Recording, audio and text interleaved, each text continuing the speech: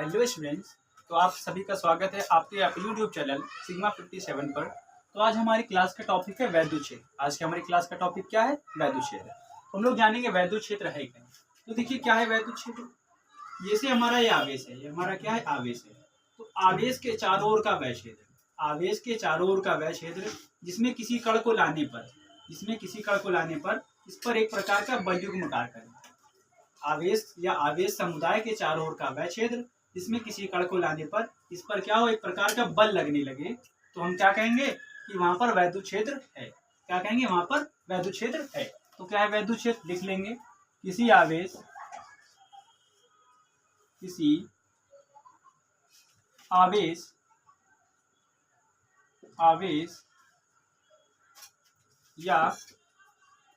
या आवेश समुदाय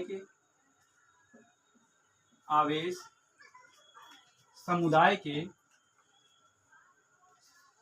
किसी आवेश या आवेश समुदाय के चारों ओर का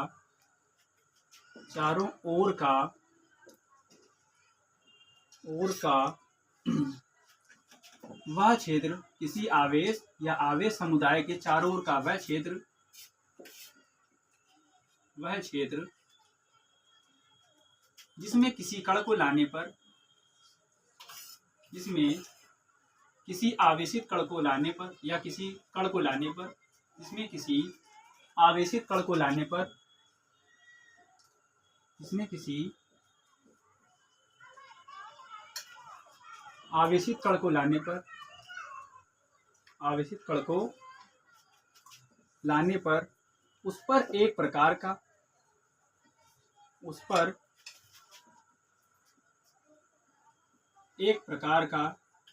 बलयुग्म कार्य करने लगे, एक प्रकार का बलयुग्म कार्य करने लगे, एक प्रकार का बलयुग्म कार्य करने लगे या बल लगने लगे। आप ये भी लिख सकते हैं या बल लगने लगे। बलयुग्म कार्य करने लगे क्या कहलाता है? हमारा वैद्युत क्षेत्र कहलाता है। क्या कहलाता है? वैद्युत क्षेत्र कहलाता है। क्या कहलाता है? वैद्युत क्षेत्र कहलाता है। वैद्युत क्षेत्र कहलाता है। पहले लिख लेंगे, फिर एक एक करके सारे टॉपिक्स क्लियर कर लेंगे। एक एक करके सारे टॉपिक्स क्लियर कर लेंगे। मैं आप सभी को कोशिश करूंगा कि बड़े ही आसान शब्दों में समझा सकूं, और उम्मीद है कि आप सभी को आसान शब्दों में समझ में भी आ रहा होगा। तो देखिए वैद्युत क्षेत्र क्या है? किसी आवेश, आप सभी लोग चीजों को रटे मत, फिजिक्स बहुत ईजी है, बस समझने का खेल है। क्या है? देखिए किसी आवेश या आवेश समुदाय के, आवेश समुदाय का मतलब है वहां पे कई सारे आवेश भी हो सकते हैं। तो किसी आवेश या आवेश समुदाय के चारों ओर का वह क्षेत्र जिसमें किसी आवेशित कण को लाने पर उस पर बलयुग्म कार्य करने लगे, इसे हम क्या कहते हैं? वैद्युत क्षेत्र कहते हैं। उम्मीद करता हूँ ये टॉपिक आपको समझ में आ गया होगा। अब बढ़ते हैं अगले टॉपिक की तरफ, जिसका नाम है वैद्युत क्षेत्र की तीव्रता। क्या है? वैद्युत क्षेत्र की तीव्रता। वैद्युत क्षेत्र की तीव्रता। वैद्युत क्षेत्र की तीव्रता। Electric field intensity. क्या है? इलेक्ट्रिक फील्ड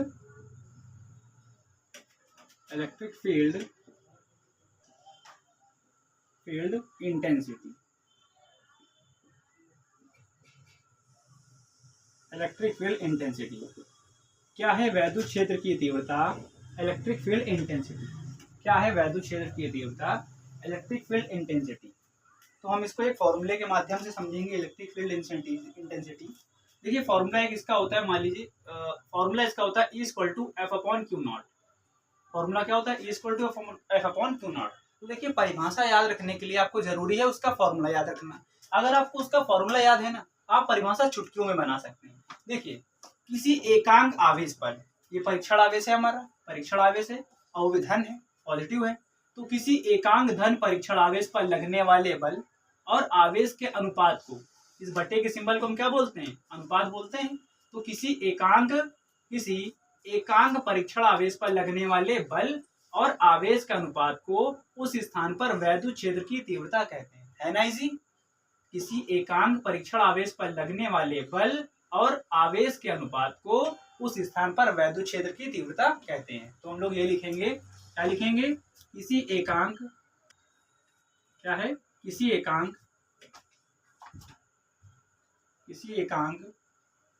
परीक्षण आवेश पर, किसी एकांक परीक्षण आवेश पर, किसी एकांक परीक्षण आवेश पर,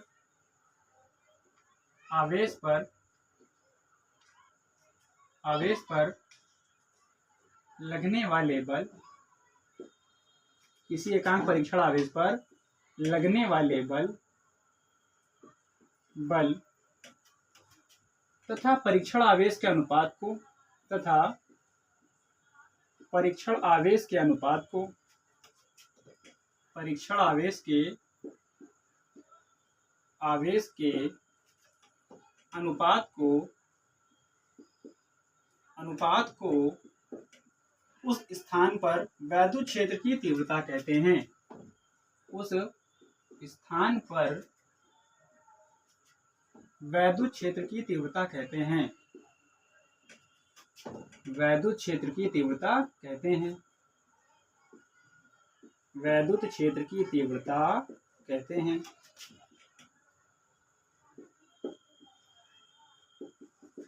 इसे कैपिटल ई से प्रदर्शित करते हैं, इसे कैपिटल ई से प्रदर्शित करते हैं, इसे कैपिटल ई से प्रदर्शित करते हैं, इसे कैपिटल ई से प्रदर्शित करते हैं। अगर आपसे इसका कोई फॉर्मूला पूछेगा तो आप लोग क्या बताएंगे, E equal to F upon Q not, E equal to F upon Q not. बल क्या है, ये बल है, बल का मात्रक क्या होता है, न्यूटन बटे आवेश का मात्रक कूलाम। अगर आपसे कोई इसका मात्रक पूछेगा आप क्या बताएंगे, न्यूटन प्रति कूलाम। तो आप लोग यहाँ पे लिख लेंगे, इसी के आगे लिख लेंगे या फिर इसके नीचे लिख लेंगे, इसका मात्रक न्यूटन प्रति कूलाम होता है, इसका मात्रक न्यूटन प्रति कूलाम होता है, इसका मात्रक न्यूटन प्रति कूलाम होता है। अब बात करते हैं इसकी विमा की, क्या, अब बात करेंगे इसकी विमा की। देखिए विमा बहुत ही इंपॉर्टेंट टॉपिक है, विमा, हर एक चीज की विमा हमें पता होनी चाहिए। ऑप्शनल में हमारे बहुविकल्पीय क्वेश्चन में यही पूछा जाता है ज्यादातर। तो देखिए विमा कैसे निकालेंगे, विमा के लिए हमें क्या पता होना चाहिए, मात्रक। मात्रक क्या है, न्यूटन प्रति कूलाम। न्यूटन किसका मात्रक है, बल का, और बल की विमा क्या होती है, MLT-2, क्या होती है, MLT-2। आवेश की विमा क्या होती है, AT, आवेश की विमा क्या होती है, AT। नीचे जितने भी प्लस में ऊपर चले जाएंगे माइनस में, तो M 1 है तो M 1 रहेगा, L अकेला है L रहेगा, T-2 है, नीचे +1 है ऊपर माइनस में चला जाएगा तो T-3 हो जाएगा, और A नीचे +1 है तो ऊपर जाएगा माइनस में। यही हमारे वैद्युत क्षेत्र की विमा हो जाएगी। उम्मीद करता हूँ आप सभी को ये टॉपिक समझ में आ गया होगा। एक बार और देख लेते हैं। पहले हमने जाना वैद्युत क्षेत्र, इलेक्ट्रिक फील्ड क्या होता है, किसी आवेश या आवेश समुदाय के चारों ओर का वह क्षेत्र जिसमें किसी आवेशित कण को लाने पर उस पर एक प्रकार का बलयुग्म कार्य करने लगे, वैद्युत क्षेत्र कहलाता है। उसके बाद हमने जाना कि वैद्युत क्षेत्र की तीव्रता क्या है। तो किसी एकांक परीक्षण आवेश पर लगने वाले बल तथा परीक्षण आवेश के अनुपात को उस स्थान पर वैद्युत क्षेत्र की तीव्रता कहते हैं। इसे कैपिटल ई से प्रदर्शित करते हैं। इसका मात्रक न्यूटन प्रति कूलाम होता है। अगर आपसे कोई इसकी विमा पूछेगा तो विमा क्या होती है, MLT-3A-1। आप सभी लोग इसका स्क्रीनशॉट ले लीजिए। अब बढ़ते हैं अगले टॉपिक की तरफ, जिसका नाम है बिंदु आवेश कण वैद्युत क्षेत्र की तीव्रता।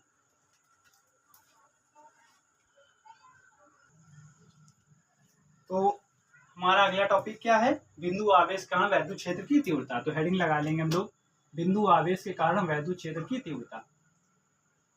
बिंदु आवेश के कारण, बिंदु आवेश के कारण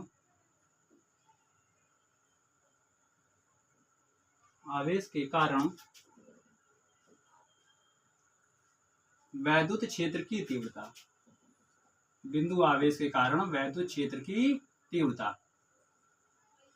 electric field intensity due to a point charge लिख लेंगे। Electric field intensity, electric field intensity intensity due to a point charge. Electric field intensity due to a point charge. बिंदु आवेश के कारण वैद्युत क्षेत्र की तीव्रता electric field intensity due to a point charge. बड़ा ही इंपॉर्टेंट टॉपिक है, ध्यान से समझिएगा। तो क्या है ये, देखिए मान लिया यहाँ पर कोई पॉइंट O है और यहाँ पर कोई पॉइंट हमारा P है, ठीक है, यहाँ पर कोई पॉइंट हमारा P है, इस पर हमारा +Q आवेश रखा हुआ है और यहाँ पर हमारा +Q0 आवेश रखा हुआ है, ठीक है, और इनके बीच की दूरी क्या हमारी स्मॉल r है, क्या है स्मॉल r। ध्यान से समझिएगा, इंपॉर्टेंट टॉपिक है, ठीक है, इंपॉर्टेंट टॉपिक है आपके आज के लिए। तो देखिए क्या है, माना बिंदुओं पर +Q आवेश एक ऐसे माध्यम में रखा हुआ है, माना बिंदुओं पर +Q आवेश एक ऐसे माध्यम में रखा है जिसका परावैद्युतांक क्या है, K, जिसका परावैद्युतांक K है। इससे स्मॉल r दूरी पर कोई बिंदु P है, इससे स्मॉल r दूरी पर कोई बिंदु P है, जहां पर हमें क्या निकालनी है, वैद्युत क्षेत्र की तीव्रता निकालनी है। यहाँ पर हमें क्या निकालनी है, वैद्युत क्षेत्र की तीव्रता निकालनी है। हमने इसके लिए क्या मान लिया कि बिंदु P पर क्या है, +Q0 परीक्षण आवेश रखा हुआ है। हमने मान लिया इसके लिए क्या मान लिया कि बिंदु P पर +Q0 परीक्षण आवेश रखा हुआ है। तब Q आवेश के कारण Q0 आवेश पर कुलामी बल लगेगा, तो हम कुलामी बल निकाल लेंगे। तब Q आवेश के कारण Q0 आवेश पर लगने वाला बल निकाल लेंगे। तो हम लोग थ्योरी में ये लिखेंगे, लिख लेते हैं, लिखिए, माना बिंदुओं पर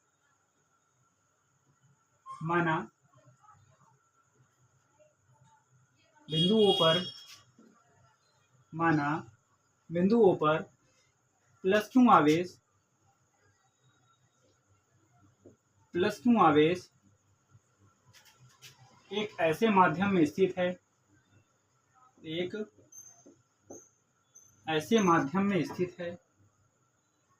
माना बिंदुओं पर +Q आवेश एक ऐसे माध्यम में स्थित है,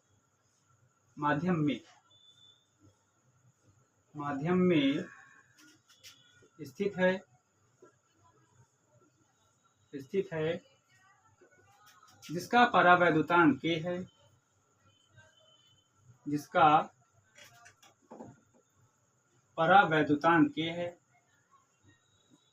परावैद्युतांक K है। बिंदु O से स्मॉल r दूरी पर कोई बिंदु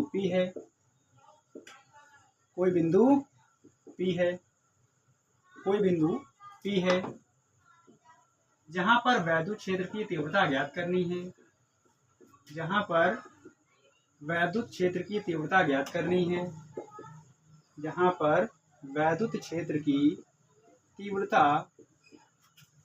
करनी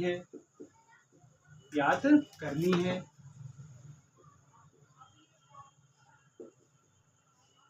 इसके लिए हमने माना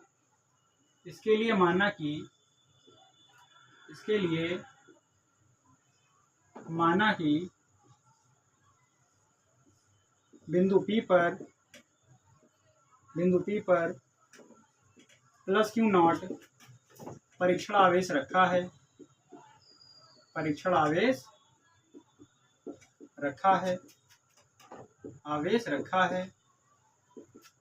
तब Q आवेश के कारण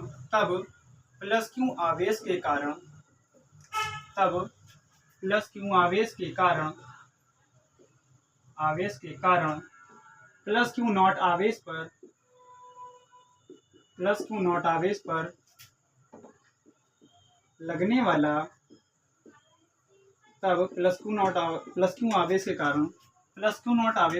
वाला कुलामी बल, कुलामी बल क्या होता है हमारा, F बराबर 1/4πε0 K Q1। अब देखिए यहाँ पे Q1 Q2 की जगह क्या है, Q और Q0 है, तो रख देंगे हम लोग Q0। क्या रखेंगे, Q0 अपॉन में दूरी क्या है, R है, तो R का स्क्वायर, इसे मान लेंगे समीकरण नंबर 1। बट हम सभी ने अभी भी पढ़ा है E = क्या होता है, F/Q0, E = क्या होता है, F/Q0। तो समीकरण 1 से f का मान उठा के यहाँ पे रख देंगे। क्या करेंगे, समीकरण 1 से f का मान उठा के यहाँ रख देंगे, तो आ जाएगा 1/4 पाई एप्सिलॉन नॉट के क्यू नॉट अपॉन में आर स्क्वायर, और सबके बटे में क्या है हमारा क्यू नॉट से क्यू नॉट कैंसिल आउट हो जाएगा, तो हमारे पास सीधा सीधा क्या बचेगा, हमारे पास सीधा सीधा बचेगा is equal to 1/4 pi epsilon naught के क्यू अपॉन आर स्क्वायर। मात्रक हो जाएगा न्यूटन प्रति कूलम, क्योंकि वैद्युत क्षेत्र की तीव्रता का मात्रक क्या होता है, न्यूटन प्रति कूलम। एक बार और देख लेते हैं क्या है वैद्युत, इसे माना बिंदुओं पर प्लस क्यू आवेश, माना बिंदुओं पर प्लस क्यू आवेश एक ऐसे माध्यम में स्थित है। देखिए जो हमने यहाँ पे लिखा है वो यहाँ पे समझा रहा है, आप लोग समझने की कोशिश कीजिएगा। माना बिंदुओं पर प्लस क्यू आवेश एक ऐसे माध्यम में स्थित है जिसका परावैद्युतांक k है।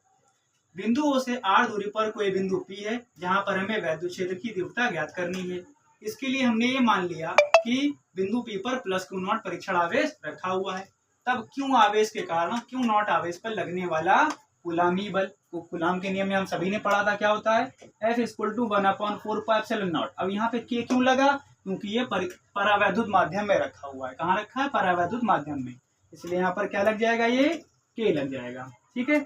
और क्यू नॉट, वहां पर Q1 Q2 था, बट यहाँ पे Q1 की जगह Q है और Q2 की जगह Q नॉट है, तो Q नॉट अपॉन में आर स्क्वायर हो जाएगा। अब अभी हमने वैद्युत क्षेत्र की तीव्रता के लिए फॉर्मूला क्या पढ़ा, E = F/Q नॉट। तो समीकरण 1 से F का मान उठा के यहाँ पे रख देंगे, तो यहाँ पे लिख देंगे समीकरण 1 से।